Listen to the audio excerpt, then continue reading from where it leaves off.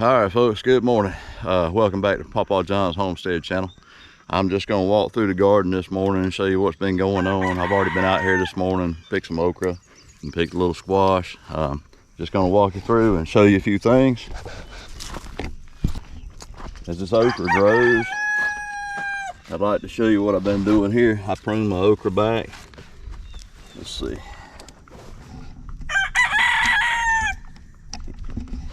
I just take a pocket knife, reach under here, cut those excess leaves off. I leave 3 or 4 in the top there. And what this does is it makes the okra grow up. You don't have to do as much bending later in the season. Keeps everything trimmed up where you control yourself. Here the bees. Give you a shot here. I don't know if you can see them flying in and out.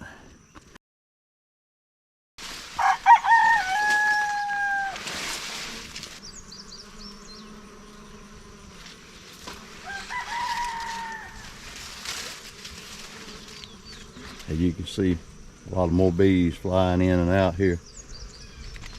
This pollen right here is their protein. This will help them help feed them. This is a great thing to have some corn for your bees.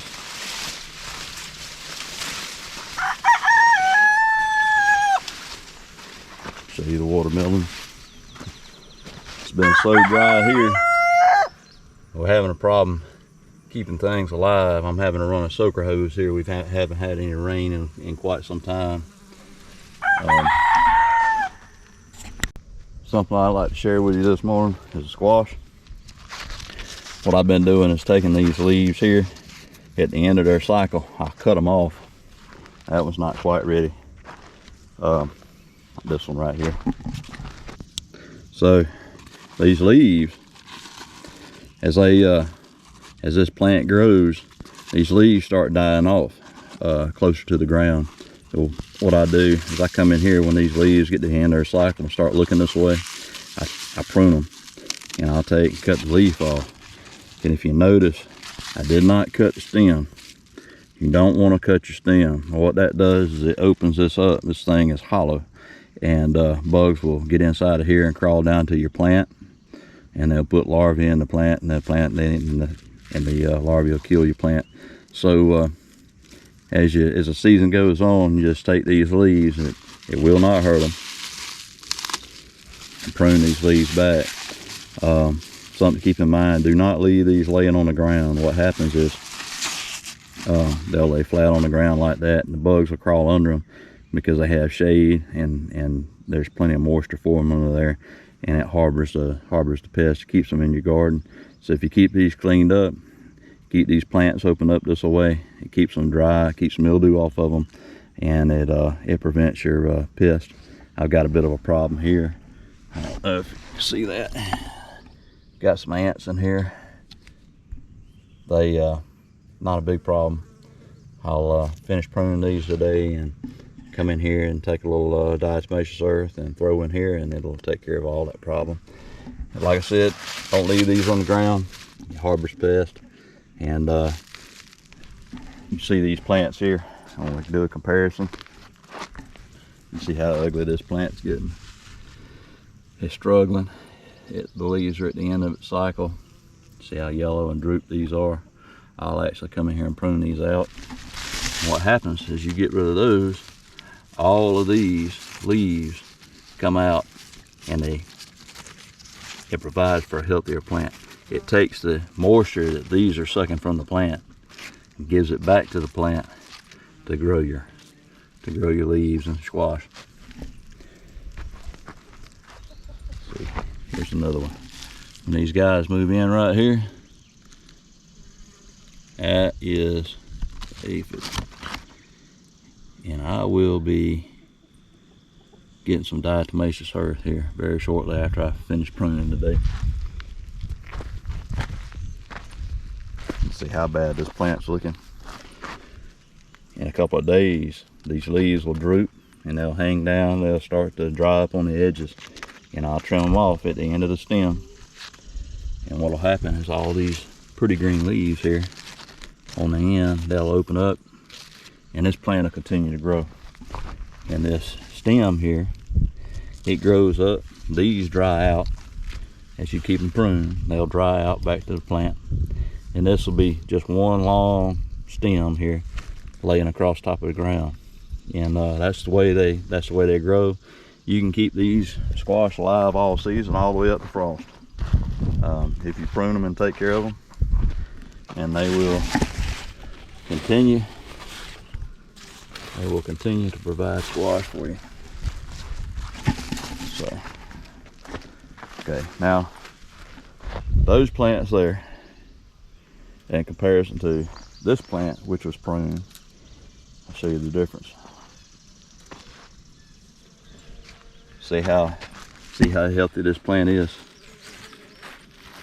And that was all in 2 days time, because I completely pruned these 2 days ago, and all these leaves have come back up, and those stems will start to dry, and they'll dry back all the way back down to the plant. That's basically it. Just wanted to share that with you. You keep them healthy, they'll provide for you all year long, and you can get a lot of squash out of these. I've already put squash up this season. I've put up about 30 quarts already, just out of these few plants.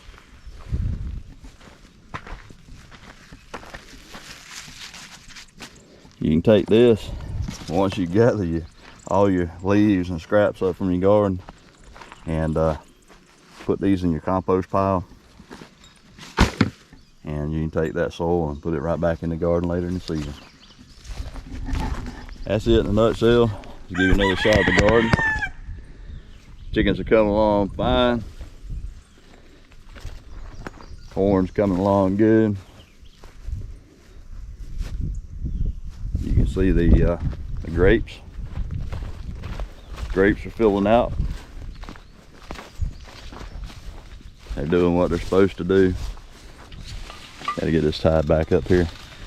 These will grow over the season, and they'll hang down. There's the peas. Yeah, the chickens, of course, they're singing for us this morning. You want to do your tomatoes the same way. I do my okra and my squash, and what I'll do is I'll come in here and I will prune the bottom stems off. I'll take that and make another plant out of that. But the idea is to keep everything pruned off below the plant here, and this allows for air circulation. If you water your plants a lot, or they get a lot of rain, you won't have as much problem with fungus and pests. Same here. This one here is also, these 3 plants, this one, and this one, have an egg on them. They're healthy plants. They look really well. These 3 do not.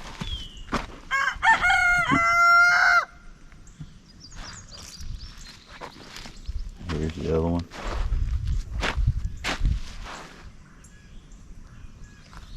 Peas are doing real well. A couple of days, those will be coming out of the garden and going into the freezer.